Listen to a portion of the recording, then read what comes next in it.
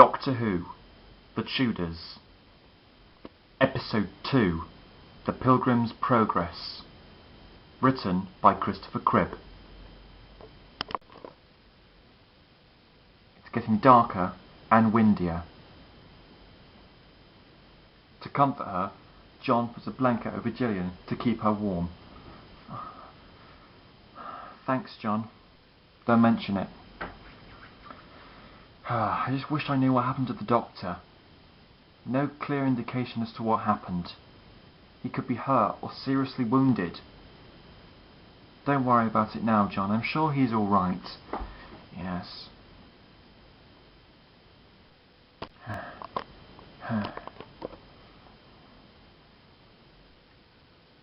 Hey, what's that? John looks out into the distance. He sees a horse and wagon approaching. Someone's coming! Quick, behind that tree!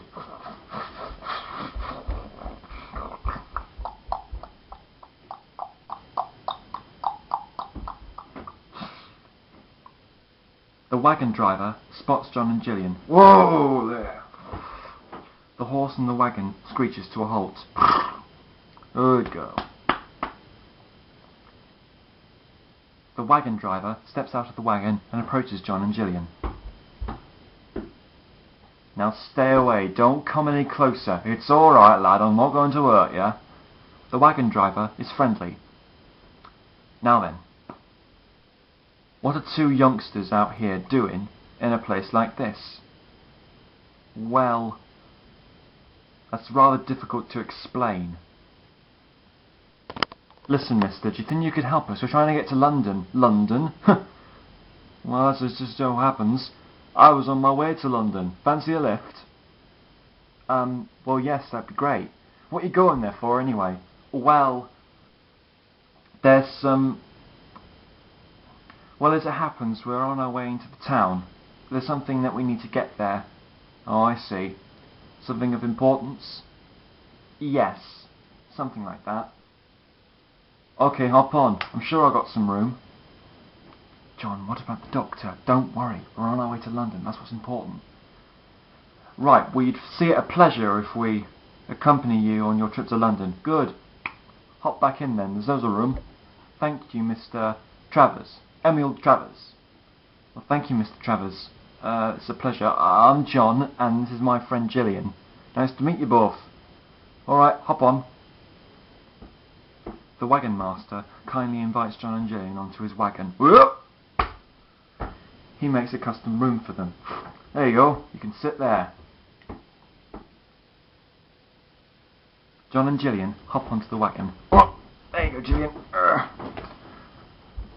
Right, Mr. Travers, on we go. Right, giddy up! John and Jillian embark onto London with Mr. Travers. Meanwhile, back in the woods, the doctor is starting to recover.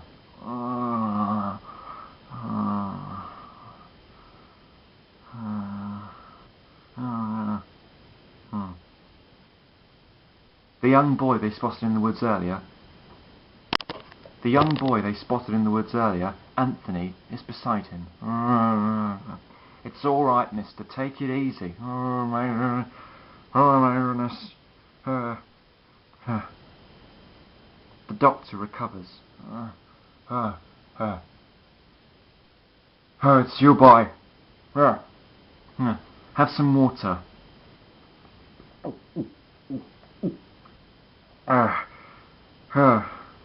Thank you. You consider yourself lucky. It was only a minor blow to the head. Yes, well, it still hurts. Here. He hands him a wet towel. Keep pressure on that. Hopefully it should die down. Thank you. Very brave boy. What happened? I saw the whole thing. You were attacked by some men in the woods. Not nasty men exactly. They're very loyal to the king. They seem to have thought you and your friends were smugglers or They seem to think you and your friends were smugglers or thieves. Anyway, they knocked you out and your friends ran away. I don't exactly know where they got to. Well, obviously they were very keen on getting to London. Are you feeling alright now, sir? Yes, yes, fit as a fiddle. Fit as a fiddle, my boy. You don't need to worry about me. Right at the moment, I see it as my priority to get to London. You can't, it's too dark. You could get attacked. You don't know what else is out there at night, or else I'm going to take my chances, dear boy, I must.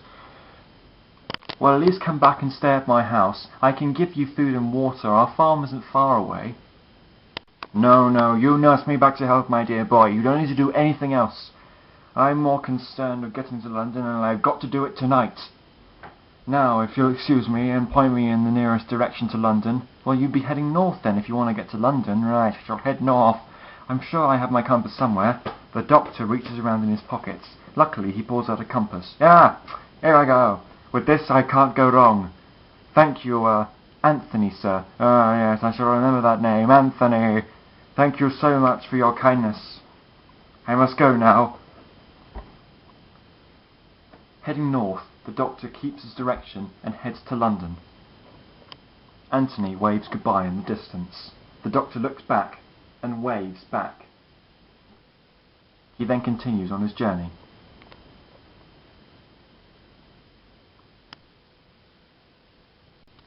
Meanwhile, John and Jillian are nearly in London.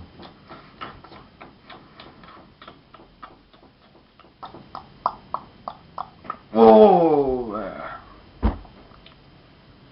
Here we are, London. Thank you, Mr. Travers. It's very much appreciated. Oh, think nothing of it, dear boy. Think nothing of it. It's only a minor favour. Hope you two get on well in town. Do you have an inn to stay at? Well, no, I don't think we do. Do you have any money? Well, I don't think so. Here. Mr. Travers hands him some money. Thank you. It's nothing. We'll only do for one night, though. You can book yourself at a local inn. It's not far from here. I've stayed in there myself. Pretty satisfactory. I'd see you there, but unfortunately I've got to go about my business. Can't be late for the king now, can I? You work for the king? Well, not exactly for him. Just for this department. Still good work, though. Thank you, Mr. Travers. As I said before, very much appreciate the lift. No problem, lad. Hope to see you again soon. Ta-da. Right. On you go. What? Nice man. Very nice man. Although I can't say I care much for the smell of the hay. Oh, don't worry about it. At least he gave us a lift. Now we're one step closer to getting the TARDIS back. Now then. He said there'd be an inn around here. That might be it. Come on. John and Jillian walk into a cabin bar which they believe to be an inn. Ding. No one in sight. Hello? Hello? Hello? The innkeeper walks down the stairs and meets them at the register. Ding! Yeah? What do you want? It's very late at this hour. Yes, we're sorry to call so late, but I was wondering, do you have any rooms left for me and my friend?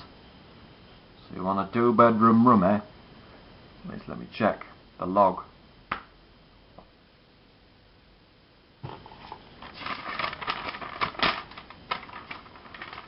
The innkeeper looks through the log thoroughly.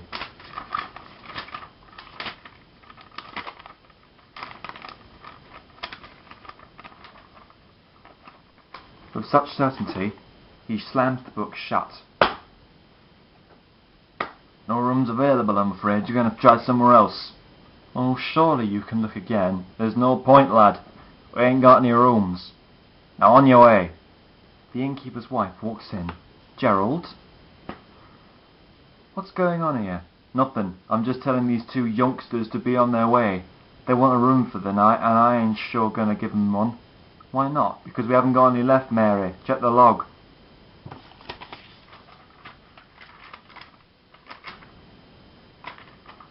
Alright, I'm sorry. I'm afraid my husband is right. We haven't got any rooms left, but we can't leave you two going out like this. It's meant to rain soon. We haven't got any room. Unless you want to put them in the attic. Well, it's better than nothing. Can I take your names down, please? John Farrier and Jillian Smith. Thank you. And you're going to be staying in the attic. It's very pleasant. Just mind your head. We serve breakfast at 9 AM. Alright then? Thank you. The innkeeper's wife holds a hand out. Oh right, yes, money. John hands the innkeeper's wife the coin that Mr. Travis gave him. There. Thank you. Now, when you're ready, I'll show you to your room. Thank you. The innkeeper's wife shows John and Jillian upstairs.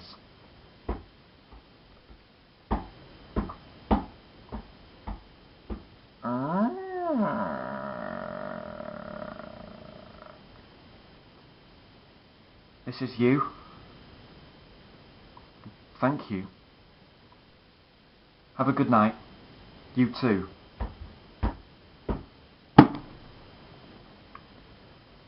Not that it makes much difference, Jillian, but which bed would you like? Jillian points to the one near the window. Alright. Fair enough. See you in the morning then. Good night. John, exhausted, drifts off to sleep.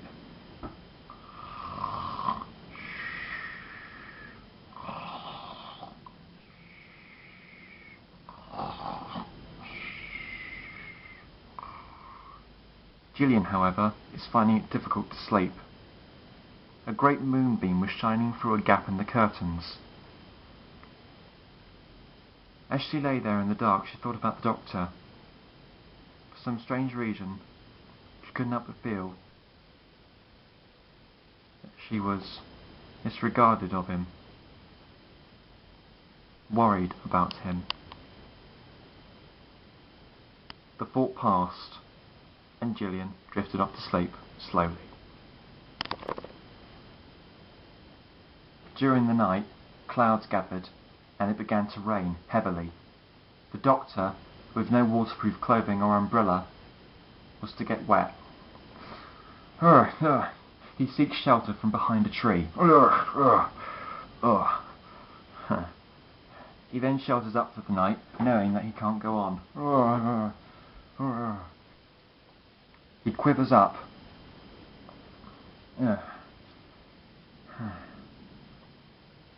And seeks satisfaction, drifts off to sleep from behind a tree, knowing that he'll continue his journey to London in the morning.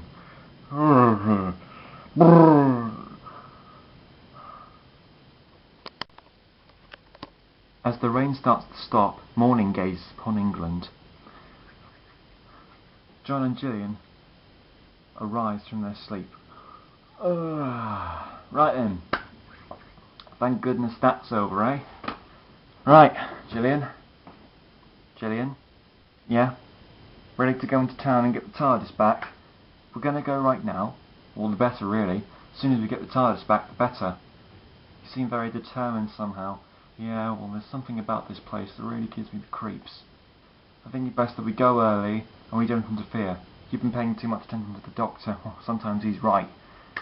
Right, come on. The sooner we find the TARDIS, the better.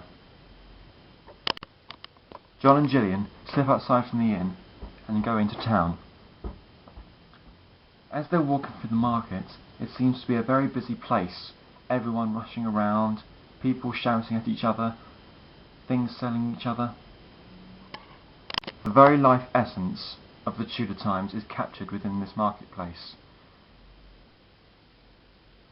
The Doctor and John and Jillian do their best to blend in. Right.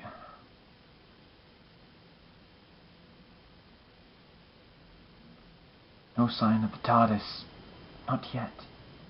Don't worry, there's still time.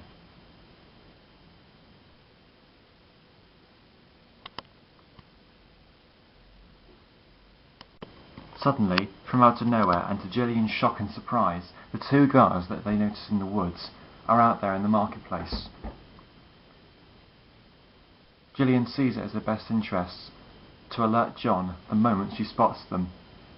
John, those two girls from the woods, they're around in the town. What? Don't panic, just keep walking. Hope he didn't see us. The guards observe the area, making sure that everything goes well.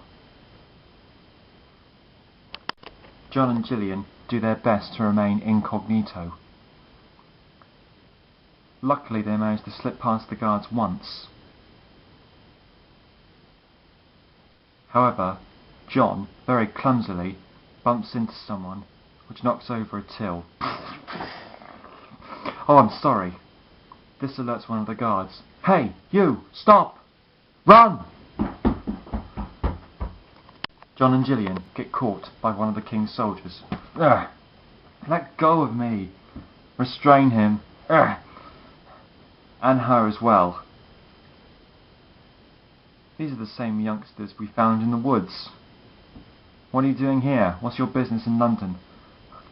It's difficult to explain, I see. Spies, huh? Enemies of the state. Take them away. We'll deal with them later.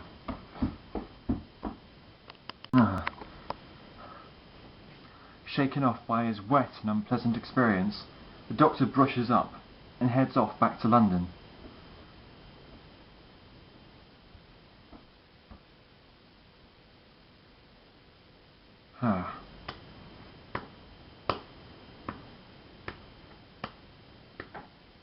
Many hours later, he comes across a minefield where people are digging into the soil. Good day to you, sir. Good day. Yes, good day. I was starting to worry for a moment. I haven't seen a soul for hours. Well, maybe I can help you. Where are you heading, citizen? To London. London? Oh, and what reason will you be heading there for? Well, two of my young friends are there. I'm just visiting the area, so to speak. Yes, well, as you can see, this demonstration is just a little bit of a community service. But we're lucky to help out any passing traveller who seems to come our way. Where would you be heading? Oh, north. Right, let me just check. The doctor sits down to have a rest, as does the innkeeper. Is it the same with these men? Oh, all the time. Why is it that people can't obey the law these days? What have you got them for? Oh, insulation, not paying taxes, things like that. Oh, I see. If only people just stuck to the book, we wouldn't be in this mess, would we? It's all about capital punishment. People take too much pleasure, my man. Too much pleasure. What do you mean? Well, nowadays, people are so interested in watching an execution or seeing anyone do something wrong, than following by the book and obeying the law to avoid such catastrophes. Yes, we seem to be a very open-minded man, very open-minded. Well, I just don't like blood and guts flying everywhere. Say, where are you from? The doctor struggles to answer. From the south. I see. Whereabouts in the south? Well... Whereabouts are you from? Tell me. You can't say, can you? Do you have any credentials, sir? Credentials? No, I've never really needed any. And you say you're on your way to London.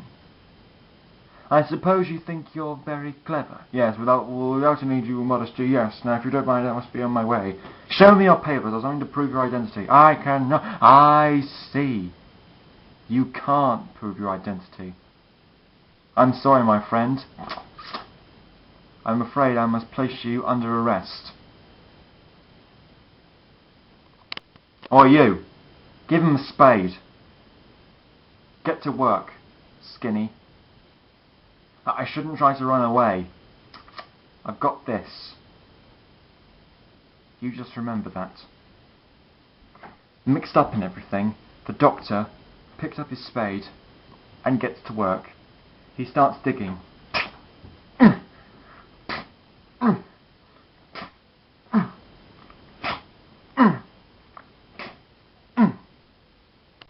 Having been caught in the town, John and Jillian are registered into one of the cells. They're brought down into the dungeon.